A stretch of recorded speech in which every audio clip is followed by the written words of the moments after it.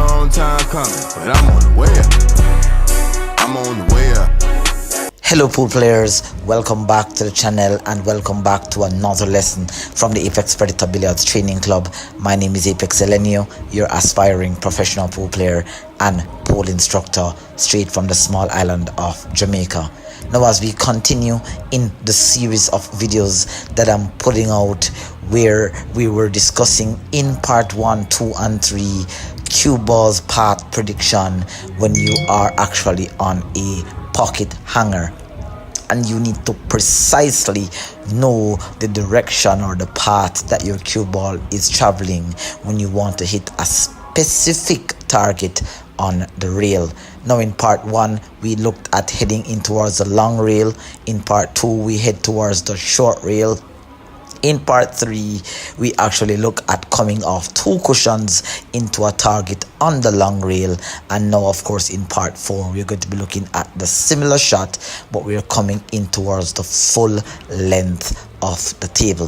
So this is going to be a really knowledgeable video. And again, as usual, once I'm practicing, I always seem to make some sort of discovery on these drills that I do here. Now, as you can see there, I have the object balls or the target balls or the target spot specifically at a point on the rail, and once again I'm placing the object ball as a pocket hanger and the cue ball is in direct line at a perpendicular distance to the potting angle. So now the aim here is to visualize how the cue ball is coming off the short cushion and how I can direct the cue ball with minimal effort towards a target point. Now the one good thing that I like about this that I'm explaining to you here is the fact that I don't have to worry about too much of the object ball I have to hit, or whether I have to use this kind of spin or that kind of spin.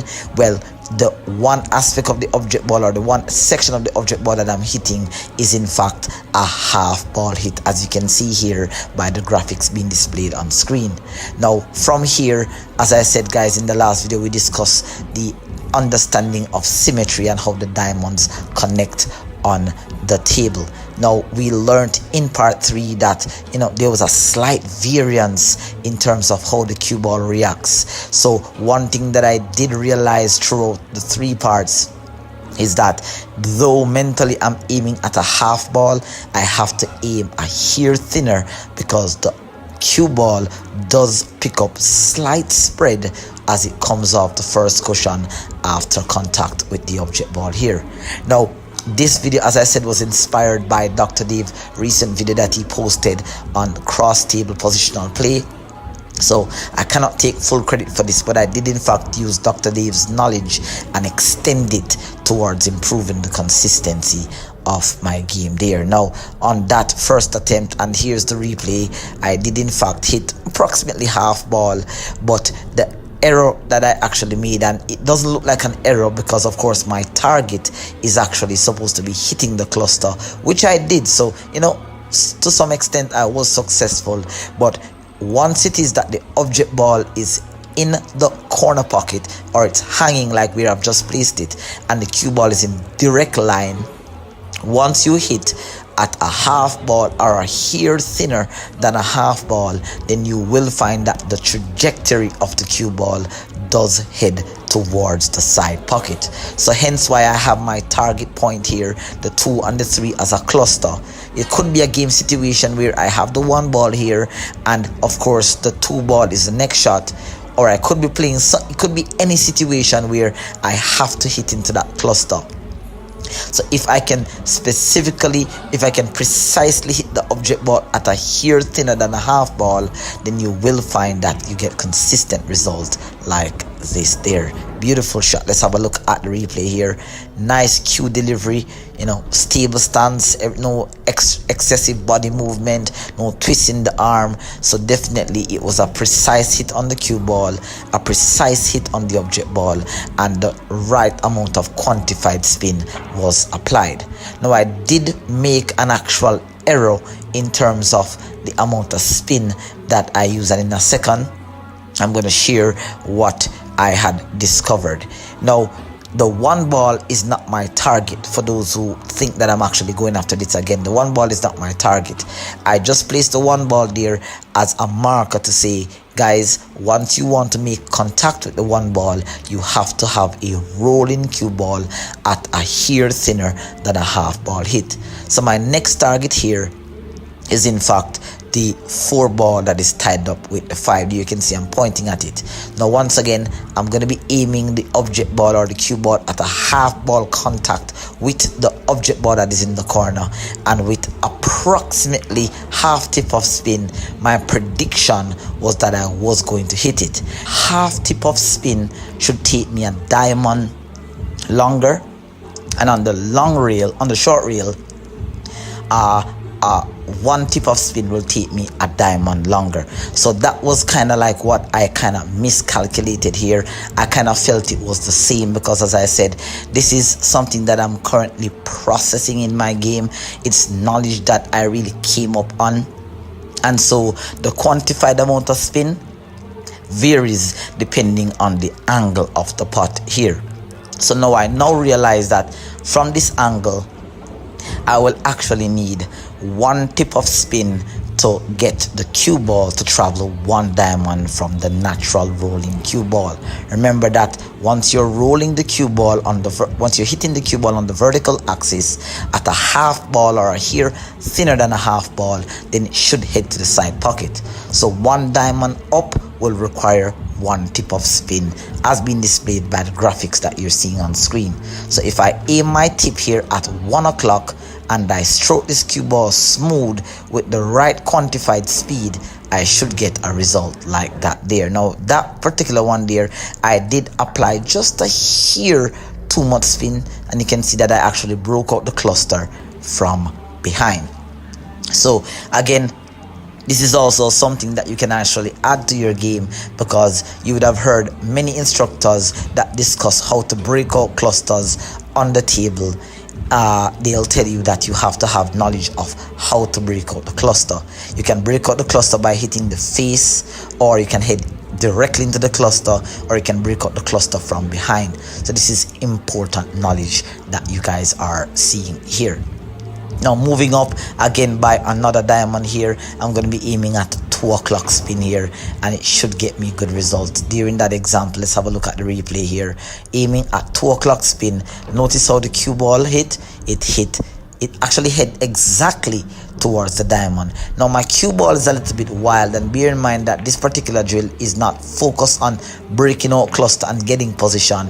It's just pretty much having an understanding of the quantified amount of spin speed in order to get the cue ball to hit a specific point on the rail. So even though my cue ball was a little bit wild there, I did in fact give myself a point just for getting the cue ball to head in that specific direction. Now throughout all my videos, in fact throughout every one of my videos that I do post, I always encourage you guys that if you're going to engage in this drill, you've got to test for consistency. Now for the purpose of the video, I want to do this at least twice, but when you're in your practice session and you want to work on a specific shot, you want to give yourself a target, let's say 5 in a row or 3 in a row, or you just want to make contact and become consistent. There, really nice delivery there. That one broke the cluster out from behind. And again, depending on what your objective is after the pot, do you need to separate the cluster? Do you need to just bump into the cluster? Or do you just need to hit a certain side of the cluster? This knowledge can supercharge your game in your position play, in your breakout. It can supercharge your game just in so many ways. Even your safety game, you can use this as an element to play safety. Let's say you want to pocket an object ball and hide behind a specific cluster. This can also add to your game here. Now, this particular one that you're going to see me demonstrate here is a really touchy shot. And this is an example of what you see here. This is an example where I actually use a hair. Well, I actually did not use enough spin, and I did not have enough draw. So if you look at my facial expression there, you can see that I just recognize that, based on the quantified value, first diamond above the side pocket requires 1 tip.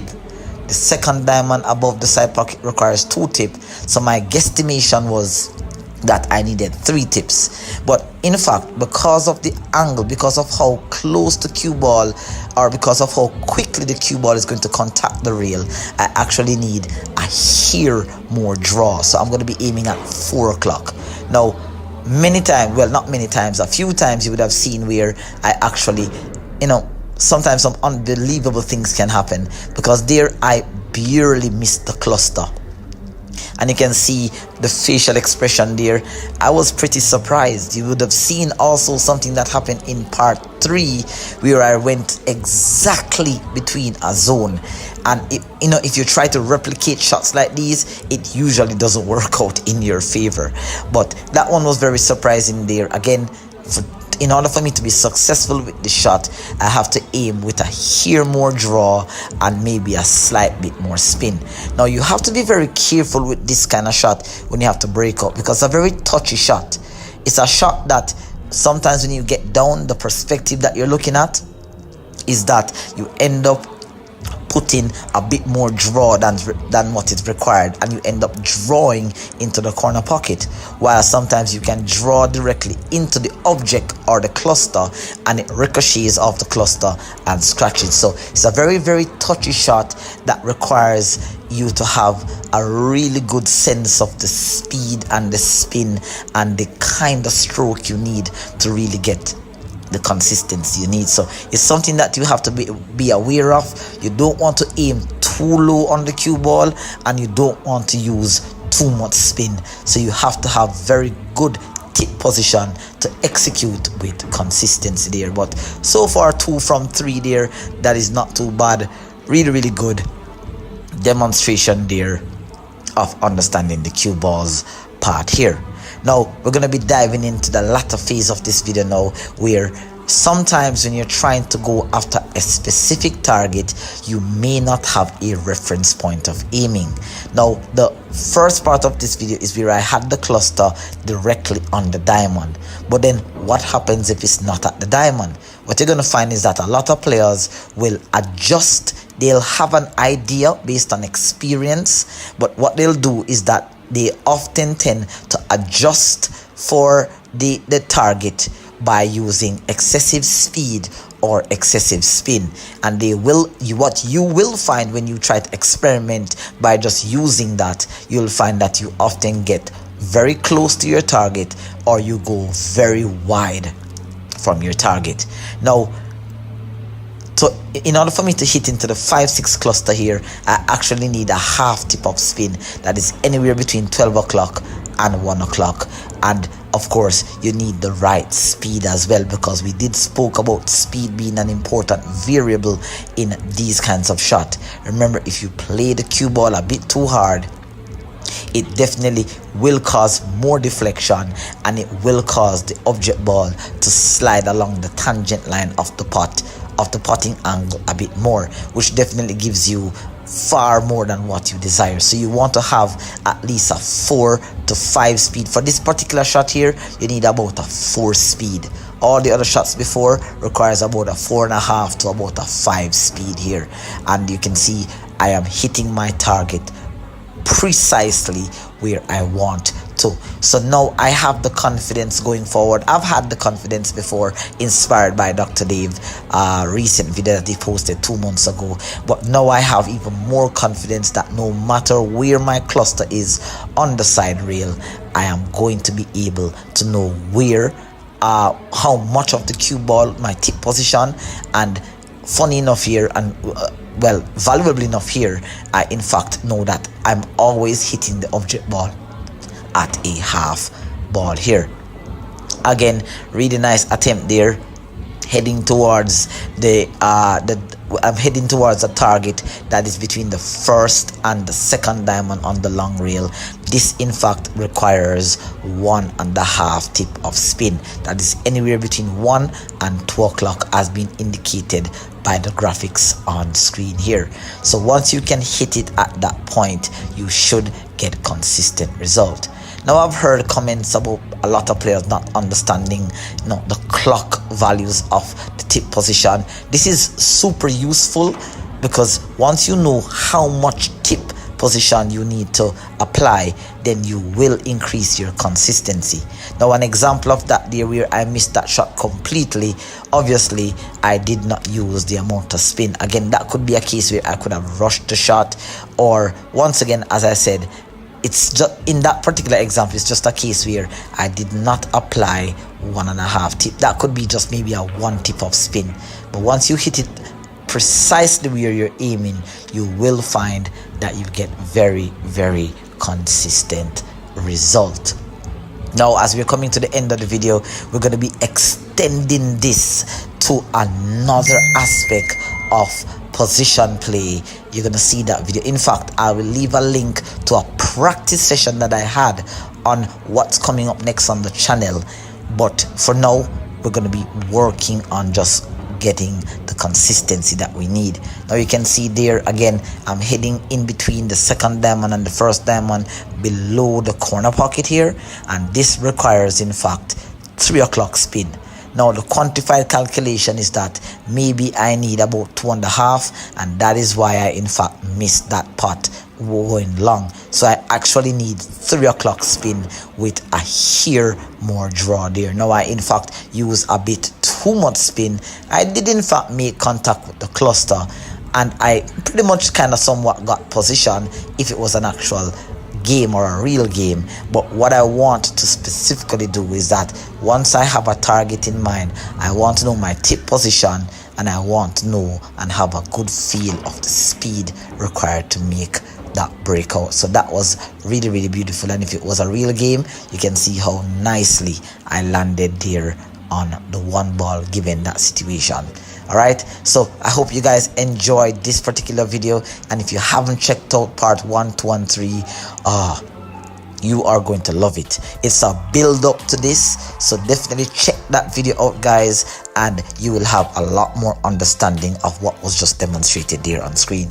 All right, so until next time, guys, I'll see you in the next video. Continue practicing with precision, accuracy, consistency and control. And until next time, this is Apex Elena signing out.